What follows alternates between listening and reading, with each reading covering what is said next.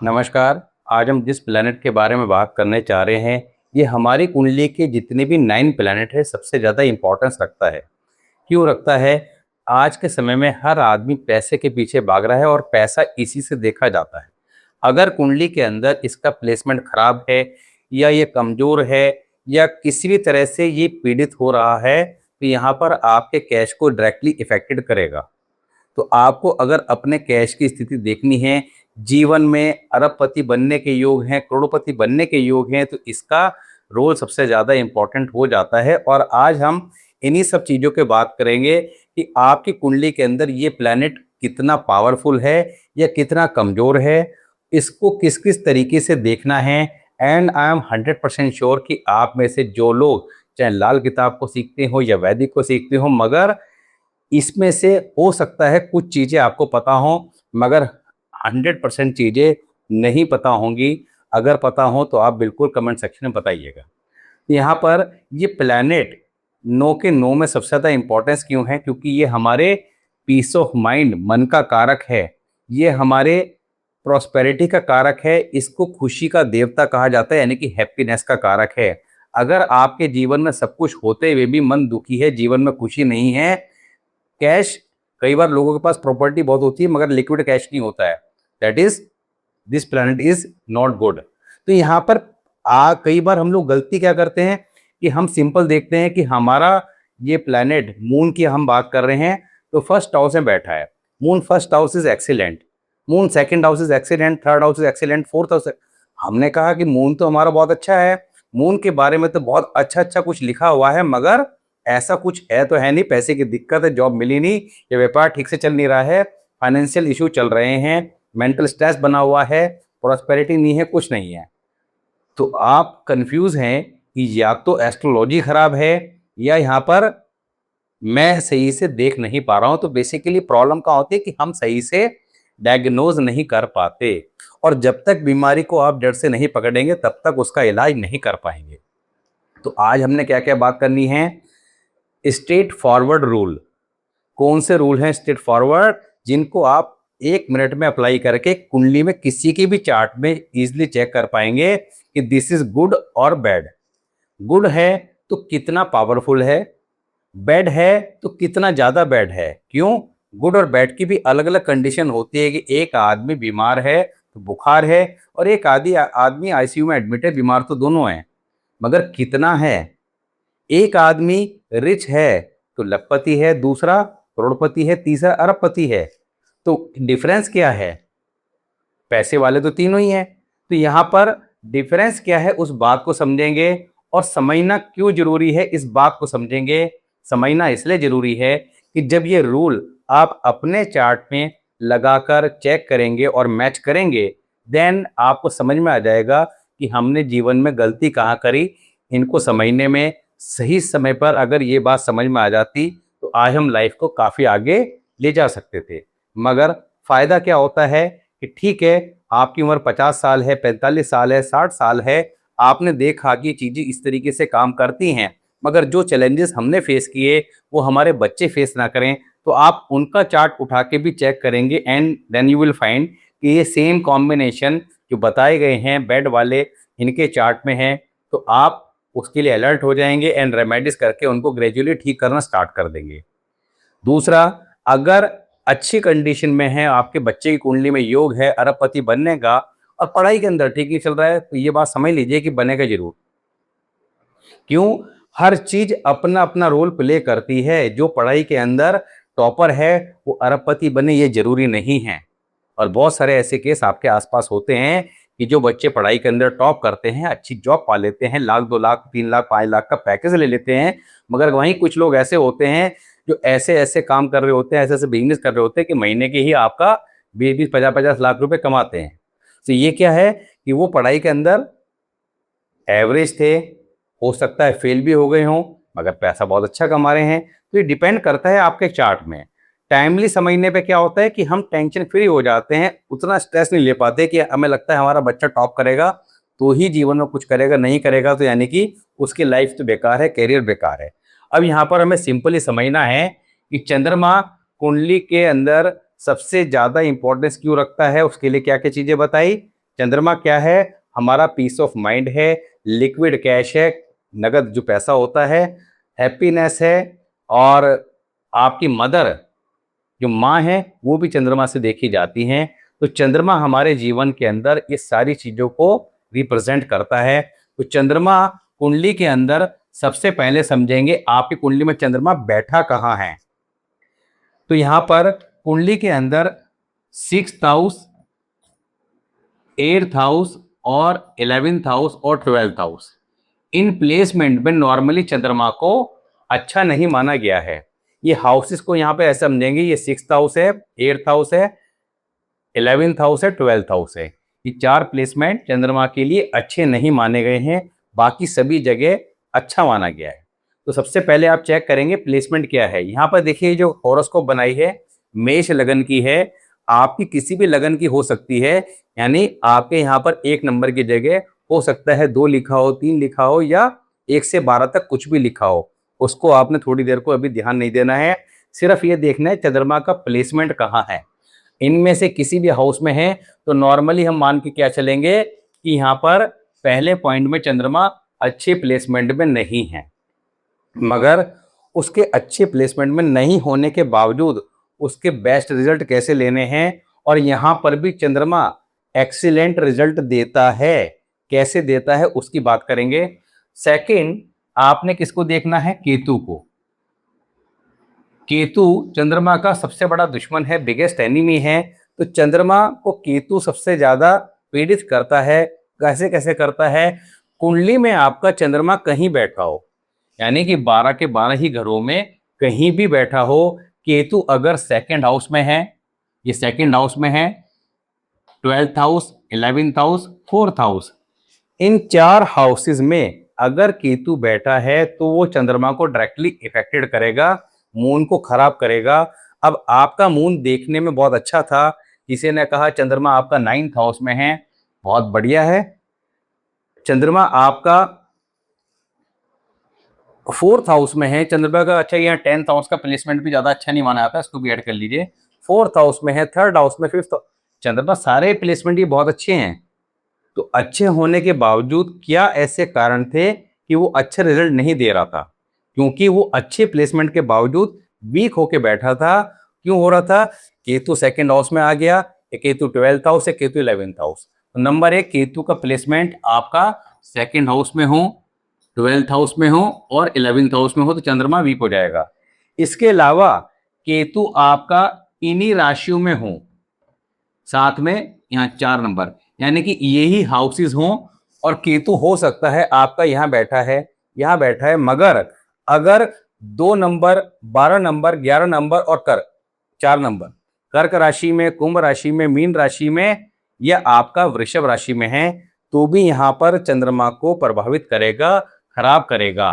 तो हम लोग इन 2 फॉर्मूलों को, यानी कि हाउसेस भी और राशि दोनों को कंसिडर करना है, ध्यान रखना है। इसका मतलब है कुंडली के अंदर चंद्रमा का प्लेसमेंट अच्छा होने के बावजूद खराब हो गया। तो आपने स्टेप बाय स्टेप काउंट करना है। पहले रूल क्या लगाना है ये चेक करना है। 2nd नंबर पे ये दोनों देखने हैं, हाउसेस और राशि, केतु का प्लेसमेंट किस हाउस में है या किस राशि में है, इन दोनों का कोई इफेक्ट तो नहीं आ रहा है। अगर आ रहा है तो इसको भी काउंट कर लेंगे कि एक इफेक्ट यहाँ से आ गया, दूसरा यहाँ से आ गया। तीसरा, आपने देखना है चंद्रमा के एनिमी और कौन कौन है। राहु है, शनि है, मरकरी है, ये सारे एनिमी हैं।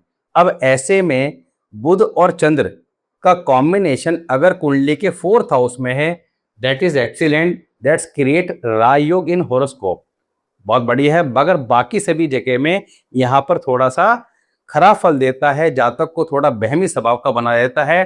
बहमी स्वभाव का मतलब क्या है? हर चीज मन से कनेक्टेड होती है। मन कमजोर होगा तो जातक बहमी हो जाएगा, चंद्रमा कमजोर होगा तो मन कमजोर हो गया। तो चंद्रमा का सीधा कनेक्शन आपके मन से है। मन ही अगर खुश नहीं है तो सब कुछ होते हुए भी सब कुछ बेकार है। अब यहाँ पर चंद्रमा कुंडली में कहीं हो, राहु से कनेक्टेड हो, केतु से हो, केतु चंद्र का कॉम्बिनेशन हो, राहु के साथ हो, शनि के साथ हो, तो चंद्रमा सीधा सीधा खराब हो गया है, पीड़ित हो गया है। शनि के साथ होगा तो शनि दुख के देवता, चंद्रमा खुशी के देवता। मगर दोनों के कॉम्बिनेशन में चाहे ये दृष्टि से मिले या same combination Shani fourth house में आ जाए, शनि सेकंड हाउस में आ जाए, शनि का भी ले लेते हैं, सेम जो केतु पे अप्लाई होगा वही शनि पे भी अप्लाई हो जाएगा। सेम केतु पे जो अप्लाई होगा वो शनि पे अप्लाई हो जाएगा। सेकंड हाउस हमने क्यों लिया? क्योंकि सेकंड हाउस के अंदर कालपुरुष कुंडली के अकॉर्डिंग 2 नंबर की राशि आती है। शनि केतु जब भी वहां जाके बैठ जाएंगे तो चंद्रमा को इफेक्ट करेंगे। शनि सेकंड हाउस में होगा, मून खराब होगा, जातक के पास पैसा टिकेगा नहीं। इसी प्रकार केतु भी खराब करेगा और इसी प्रकार आपका सैटर्न भी, यानी कि इन हाउसेस में हो। शनि के लिए जो हाउसेस काउंट होंगे वो 2 नंबर और 4 नंबर ही होंगे, सिर्फ 12 और 11 नहीं होंगे। इसके अलावा दृष्टि, दृष्टि को आपने ध्यान रखना है। दृष्टि का कॉन्सेप्ट आपको पता ही है कि फर्स्ट हाउस से दृष्टि कहाँ जाती है? 7th हाउस पे, सेकेंड हाउस से 6th हाउस पे, थर्ड हाउस से 11th पे और 9th पे, फोर्थ हाउस से 10th पे, फिफ्थ हाउस से 9th पे, 6th हाउस से 12th पे। तो इस प्रकार ये दृष्टि जाती है। बाकी के हाउसेस कहे जाते हैं बाद के घर, तो यानी कि इनसे दृष्टि नहीं जाती। ये लाल किताब का कॉन्सेप्ट है और आपको इस कॉन्सेप्ट को कंसीडर अवश्य करना है, तभी जाके प्रॉपर आप समझ पाएंगे कि आपकी कुंडली में कोई प्लेनेट अच्छा है या खराब है। देखिए सिंपल सी बात है, कुंडली में 9 ग्रह होते हैं और उन्हीं को हम जीवन में समझ नहीं पाते कि इनमें अच्छा कौन सा खराब कौन सा है। तो यहाँ पर आपने ये चेक कर लिया कि यहाँ पर दृष्टि से शनि केतु राहु किसी प्रकार से कनेक्शन बना रहे हैं चंद्रमा से, तो चंद्रमा को पीड़ित करेंगे। इनके हाउसेस में बैठे हैं, जो हाउसेस बताए, राशि में बैठे हैं तो पीड़ित करेंगे। तो ये फॉर्मूला तो आपने लगाना ही लगाना है। इसके बाद फाइनली आपने क्या करना है, वैदिक एस्ट्रोलॉजी का एक रूल है अष्टवर्ग का, उसको भी अप्लाई कर देना है। अब उसको अप्लाई कैसे करेंगे?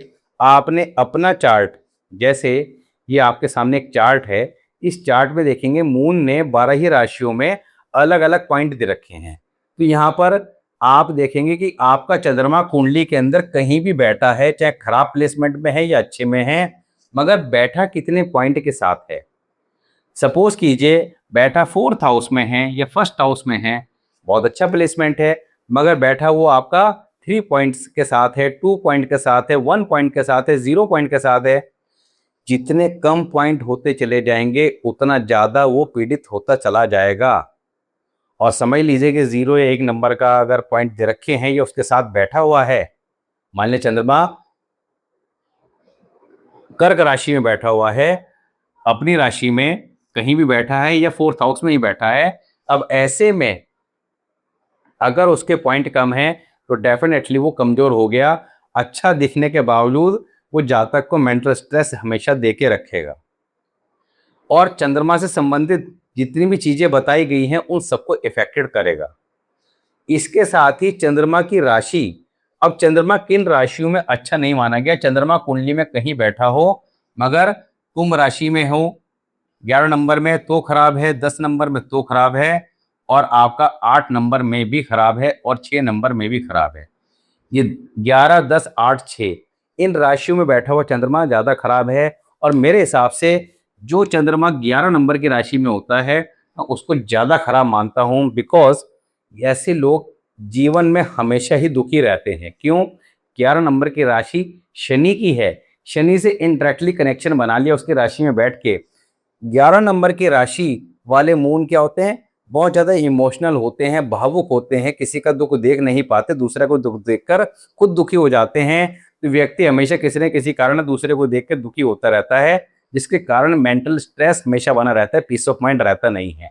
तो मैं इसको सबसे ज्यादा खराब प्लेसमेंट मानता हूं। अब यहाँ पर किसी का चंद्रमा बैठा है, सपोज कीजिए फोर्थ हाउस में, फोर्थ हाउस का चंद्रमा अच्छा है मगर बैठा 11 नंबर की राशि में है तो खराब हो गया। ऊपर से अगर अष्टवर्ग के पॉइंट भी कम मिल गए तो डबल मार। तीसरी मार कि चंद्रमा यहां बैठा है, एग्जांपल है समझिए, चंद्रमा यहां बैठा है आपका अष्टवर्ग में मिल गए 3 पॉइंट या 2 पॉइंट, ऊपर से बैठ गया 11 नंबर की राशि में, केतु यहां पे आ गया, हो गया खराब। केतु यहां पर आ गया। अब ये चंद्रमा का जो प्लेसमेंट बहुत अच्छा था, केतु ने भी खराब कर दिया, राशि ने भी खराब कर दिया, अष्टवर्ग ने भी खराब कर दिया। 3 तरह से यहां पर मार पड़ गई। कुंडली के अंदर जब मंगल ज्यादा खराब होता है तब भी चंद्रमा खराब हो जाता है। तो चंद्रमा जो है उसको, अब यहाँ पर देखिए कितने रूल लगाए। एक रूल ये आ गया 6, 6, 8, 11, 12 का, दूसरा आ गया राशि का, तीसरा शनि का आ गया, चौथा दृष्टि का आ गया और पांचवा अष्टवर्ग का आ गया। ये पांचों रूल लगाने के बावजूद पांचों ही रूल अगर नेगेटिव इंपैक्ट दे रहे हैं, यानी कि ये भी अप्लाई हो रहा है, ये भी अप्लाई हो रहा है, ये भी अप्लाई हो रहा है, दृष्टि भी आ रही है और अष्टवर्ग के पॉइंट भी कम है, चंद्रमा कुंडली बहुत ज्यादा वीक है, जातक को जीवन के अंदर ज्यादा धन की प्राप्ति नहीं होगी, हमेशा पैसा टिकेगा नहीं, पैसा रुकेगा नहीं। और पैसा रुकने को लेके बहुत सारे लोग पूछते रहते हैं, कमाते बहुत हैं टिकता नहीं है, कमाते बहुत हैं टिकता नहीं है। तो उसके बेसिक रीजन हमें पता नहीं होते हैं, करना क्या है ये इंपॉर्टेंट है। दूसरा, हमने बात करी चंद्रमा कुंडली के अंदर 6, 8, 6th हाउस, 9th हाउस और आपका 11th हाउस, इन 3 हाउसेस में अगर आपका चंद्रमा है और अगर 6 या 6 से ज्यादा पॉइंट अष्टवर्ग में दिए हुए हैं, तो ऐसे में आप समझ लीजिए कि ये जातक को जीवन के अंदर एक अच्छा खासा धनवान अवश्य बनाता है। ये बात अलग है कि बनता कब है, उसके लिए कुंडली में बहुत सारे अलग अलग चीजें देखनी पड़ती हैं, इनकी बात हमने लास्ट वीडियो में कर रखी है। पर आज का जो पर्पस था, क्योंकि मेरा फेवरेट खुद का प्लैनेट जो है वो मून है और मेरा हमेशा कोशिश ये रहती है कि मून को कैसे अच्छा किया जाए। तो मून को अच्छा करने की टेक्निक क्या है, देखिए मून 1st हाउस में हो, 4th हाउस में हो या 11 नंबर के साइन में, 11th हाउस में हो या इन राशि में हो, ऐसे जातक मदर से अटैच होते हैं और मदर से किसी न किसी बात पे झगड़ा हो जाता है। बट इनको करना क्या है, प्लैनेट जो करवाते हैं उसका उल्टा करना है, माँ की सेवा करनी है। देखिए कई बार क्या होता है, कुछ लोग पैसे से अपने पेरेंट्स की टेक केयर करते हैं, कुछ लोग के पास अभी हालत खराब है, पैसा नहीं है। तो पैसा सब कुछ नहीं होता, होता है मगर सब कुछ नहीं होता। आप किसी को प्यार से खाना खिला रहे हैं, प्यार से 2 बात कर रहे हैं, उनके पास थोड़ी देर बैठ रहे हैं, थोड़ा उनके साथ टाइम स्पेंड कर रहे हैं, तो ऐसे में उनका मन अच्छा होगा। तो आप जब अपनी मदर की टेक केयर करेंगे, उनको ऐसा समझ के चलेंगे जैसे कि आप अपने खुद के बच्चे से प्यार कर रहे हैं। नॉर्मली क्या है, वो भी आपसे ऐसी करती थी जैसे आज आप अपने बच्चे से कर रहे हैं। मगर होता क्या है, हम बड़े होते अपनी लाइफ में बिजी हो जाते हैं, पेरेंट्स को इग्नोर कर देते हैं, या ये नहीं होता कि ठीक है उनको अच्छा खाना मिल रहा है, दवाई उनकी ला के रखती, ये काफ़ी नहीं है, ये सेवा नहीं है। सेवा इसके आगे की चीज़ होती है, सेवा मन से होती है और ये बात मैं 50 बार कह चुका हूँ। आप केवल ये काम करें। दूसरा, मेंटल स्ट्रेस, एंजाइटी, डिप्रेशन रहता है, यानी कि मून कुंडली में कहीं ना कहीं इफेक्टेड है, रात को 1 गिलास पानी सलाइन रखें, अगले दिन उसको किसी पौधे में डालें, पानी में दूध डाल के स्नान करें। ये क्या है, ये आपकी तीनों रेमेडी एक जनरल स्टैंडर्ड रेमेडी है जो कोई भी व्यक्ति कर सकता है, जिसका कोई साइड इफेक्ट नहीं है। मगर जब हम बात करते हैं प्रॉपर रेमेडी की, स्पेसिफिक रेमेडी की, तो उसके लिए लगन कुंडली और वर्ष फल के लिए बात की जाती है। लगन कुंडली और वर्ष फल के बारे में मैं 50 बार बात कर चुका हूं। पीछे कई सारी कुंडलियां एग्जाम्पल कुंडली के तौर पर देखी हैं, बताया कि वर्ष फल कैसे काम करता है, लगन कुंडली कैसे काम करती है।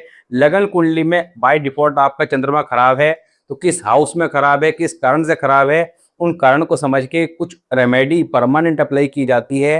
वो कुंडली के अकॉर्डिंग होती है, उसको हम जनरल रेमेडी में नहीं डिस्कस कर सकते। वर्ष फल में वो उसकी रेमेडी चेंज हो जाएगी। वर्ष फल में जिस हाउस में आएगा उस हाउस के अकॉर्डिंग देखना पड़ेगा किसकी दृष्टि आ रही है, क्या है, मतलब there are lots of rule. तो वर्ष फल के उपाय, लगन कुंडली के उपाय जब लगातार करते हैं तो रिजल्ट फास्ट आते हैं। कि आप स्टैंडर्ड रेमेडी भी कर रहे थे, बाय डिफॉल्ट आपकी लगन कुंडली में जो वो वीकनेस थी उसको दूर करने का प्रयास आप लगन कुंडली के उपाय से कर रहे थे, इधर साथ ही वर्ष फल कर रहे थे, आपको result within a week, within a 15 days देखने को मिलते हैं, फास्ट रिजल्ट मिलते हैं। और जब इस तरह की स्थिति होती है मून खराब की, तो ऐसे लोग मैंने देखे कि साइकेट्रिस्ट आपके पास जाते हैं, डॉक्टरों के चक्कर लगाते रहते हैं, मगर उनका एंजाइटी डिप्रेशन खत्म होने का नाम नहीं लेता है और नींद की गोलियां खा खा के अपने जीवन बिताते रहते हैं। क्योंकि बीमारी का कारण बेसिकली आपके यहाँ हॉरोस्कोप में है, और आप जब तक बीमारी को जड़ से पकड़ोगे नहीं, इलाज यहाँ से नहीं करोगे, तब तक बाहरी इलाज से काम चलने वाला है नहीं। तो हमें सिंपली अपने 9 के 9 प्लैनेट को बैलेंस करना चाहिए। और मैं हमेशा ये कहता हूं कि भाई एक को क्यों पकड़ो, 9 के 9 को ही ठीक करने का प्रयास करो। मगर ये सबसे ज़्यादा इंपॉर्टेंस है, इसलिए इस बारे में आज बात करने का मन किया। आप लोग इसके बारे में बताइएगा कि आप अपने मून को चेक कर पाए या नहीं कर पाए, और आपका मूड खराब है तो अपना तो ठीक ही कीजिए, मगर अगर आपके बच्चे की कुंडली में कोई इस तरह का कॉम्बिनेशन है तो आप अभी से उसका ट्रीटमेंट लेके चलेंगे तो जो प्रॉब्लम आपने फेस करी है एटलीस्ट वो तो फेस नहीं करेगा। तो नेक्स्ट वीडियो में किसी एक अच्छे से टॉपिक पे बात करेंगे। मिलते हैं नेक्स्ट वीडियो में, तब तक के लिए नमस्कार।